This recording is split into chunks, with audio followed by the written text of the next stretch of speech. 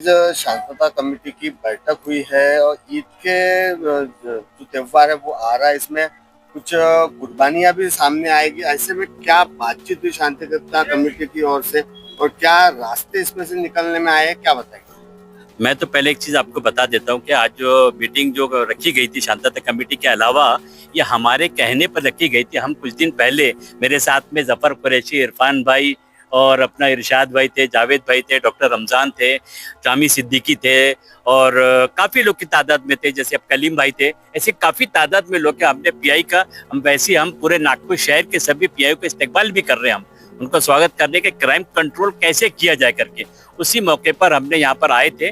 और आने के बाद में हमको आज फोन आया वास्तविक यहाँ का कि आप अपने सब लोगों के साथ में लेकर आइए, एसीपी डीसीपी भी आ रहे हैं, मगर डीसीपी साहब नहीं आए हैं। एसीपी का हमने उनका इस्तेकबाल किए और क्राइम कंट्रोल करने के लिए हमने उनको एक लेटर भी दिए हैं। एक लेटर देने के बाद हमने उनका इस्तेकबाल वगैरह पे किए और उन्होंने हमारा भी शुक्रिया अदा करिए, हम भी उनका शुक्रिया अदा करते हैं कि वो कॉपरेट करे। और एक चीज आपने पूछे बकरीद के मौके पर, देखिए शांतता कमेटी का जो मामला है यहाँ पर नागपुर शहर में जो पुराने घसीटे 30 सालों से चले आ रहे हैं शांतता कमेटी में, जिसका नाम है भी नहीं, वो जबरदस्ती उसमें आके अपने इन्वॉल्व होते जा रहे हैं। जो काम करते हैं, जो शांतता कमेटी में जो पुलिस को कोऑपरेट करते हैं, उनका नाम यहाँ से गायब है। तो मैं आपको थाने के यशोदा थाने के अंतर्गत में एसीपी साहब से गुजारिश करूंगा आपके चैनल के माध्यम से कि उनको शांतता कमेटी में शामिल किया जाए, ताकि वो चाहे वो कोई भी समाज की हो, कोई भी समाज, सर्वधर्म सम्मेलन वाले उनको कोऑपरेट करेंगे तो मामला बहुत अच्छा होगा। जो बढ़ते जो क्राइम बढ़ रहा है उसमें रोकथाम होगी।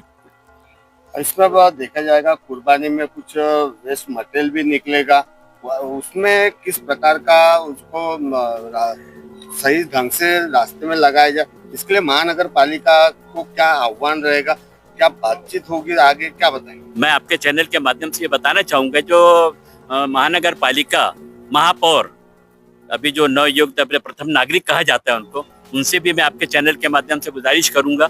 और डॉक्टर विपिन ईटनकर साहब जो अभी जो पहले कलेक्टर थे और अभी महानगर पालिका के कमिश्नर हुए हैं, उनसे भी आपके चैनल के माध्यम से ये उनसे हाथ जोड़कर बल्कि अपील करूंगा कि महानगर पालिका के 10 जोन के अंतर्गत जो जोन आते हैं वो अपने हेल्थ डिपार्टमेंट को इंस्ट्रक्शन दे और आयुक्त को ऑर्डर दे कि जो वेस्ट मटेरियल होता है इमीडिएट जहां जहां हो रहा है हर इलाके में जाके कांटेक्ट करें। कांटेक्ट करने के बाद में एक दूसरे को कोऑपरेट करें, चाहे वो मस्जिद वाले हो, मदरसे वाले हो, स्लाटर हाउस वाले हो, कुरैशी हो, चाहे कोई भी हो, उसमें उनसे कांटेक्ट करें। अगर आप लोगों से नहीं होता कांटेक्ट तो मेरा हाजी सोहेल पटेल अशरफी और हमारी जो टीम खड़ी है यहाँ पर जितने सबका आप कांटेक्ट कर सकते हैं। हम आपको हर जोन के तहत आपको मुहैया जो मटेरियल वेस्टेज होता है उसको हम करवाने के देने की पूरी पूरी कोशिश क्या करके रहेंगे। ये मैं आपसे चैनल के माध्यम से ये मैं कहता हूँ। ईद के जो ईद आ रही है उस वजह से आप नागरिक को या फिर अपने जो बांधव है उनको क्या संदेश देना चाहेंगे, खासा ईद के मौके? ईद के मौके पर हम जो हमारे नबी करीम सल्लल्लाहु अलैहि वसल्लम के जो हम गुनाहगार उम्मतियों में से हैं, हम उम्मतियों में से हैं, हम संदेश ये देंगे जिस तरीके से अपने इब्राहिम सलाम और इस्माइल सलाम ने जो संदेश पूरी दुनिया पूरे वर्ल्ड को दिए हैं, वही हम उनके गुनाहगार उम्मतियों से हम ये कहेंगे जिस तरीके से उन्होंने करे हैं, उससे हम बारीकी सा भी अमल कर ले अगर, तो पूरा देश अमन और शांति पे रहेगा। इतनी हमें आपके चैनल के माध्यम से मैं कहता हूँ। आज कलमना डिवीजन के अंतर्गत थाना यशोधरा नगर और कलमना यहाँ की मस्जिद कमेटी के पदाधिकारी तथा शांतता कमेटी के लोग और कुरैशी समाज के बांधव, इनकी एक पीस कमेटी मीटिंग ली गई, जिसमें बकरीद के बारे में वक्ताओं ने बताया।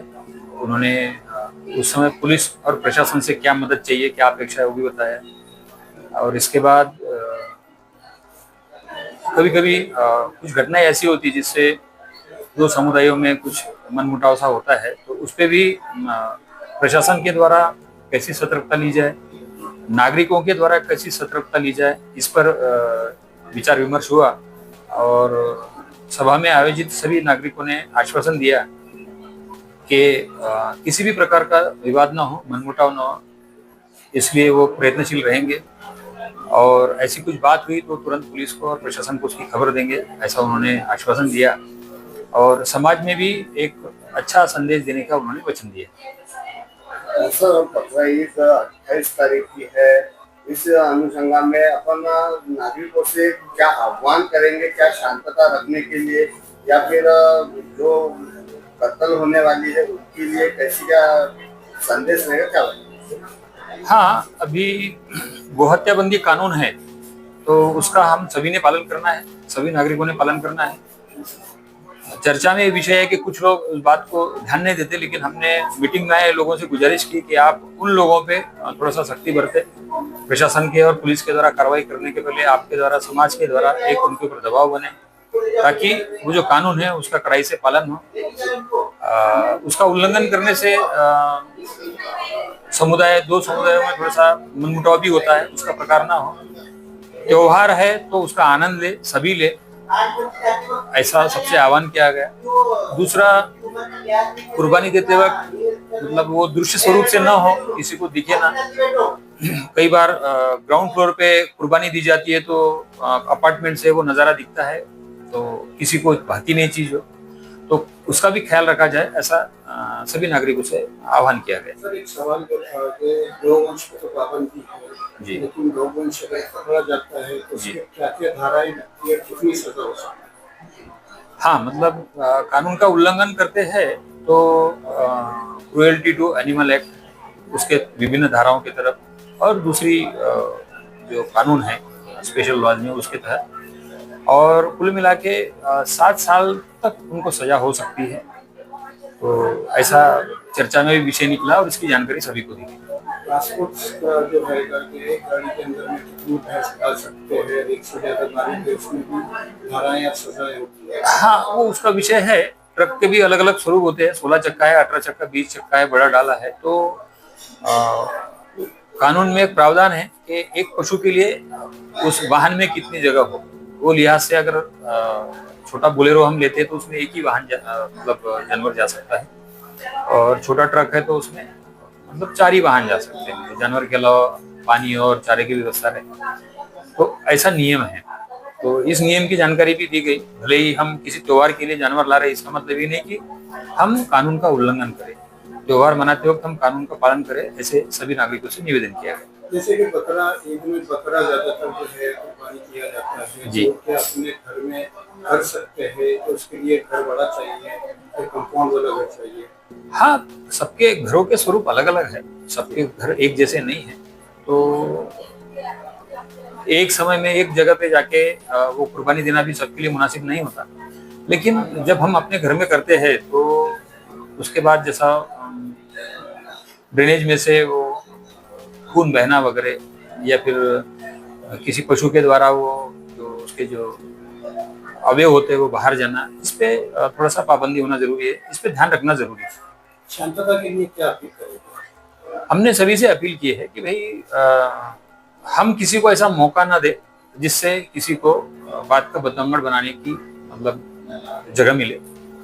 हम हमारे तरफ से कोशिश करें कि भाई जितने भी नियम है वो कायदे कानून से और नीतिगत रूप से और सामाजिक रूप से उसका पालन हम सभी करें, और प्रशासन के ध्यान में आने के पहले समाज अपनी तरफ से अगर उन लोगों पे रोक लगाता है, बंदिश करता है, तो इस चीजों पे जरूर अमल होगा, ऐसा लोगों ने विश्वास किया। बंदोबस्त अतिरिक्त लगाया गया है, फोर्स लगाया गया है। हाँ, अतिरिक्त अभी तो पीस कमेटी मीटिंग हुई, उसके बाद रूट मार्च भी होगा उसके अंदर, और कई जगह पे जहाँ ऐसा लगता है कि जरूरी है वहाँ पे कोम्बिंग ऑपरेशन भी होगा, और पब्लिक से भी सूचनाएं आती है, मुखबिर से सूचनाएं आती है, उस आधार पर सरप्राइज कोम्बिंग भी ली जाएगी।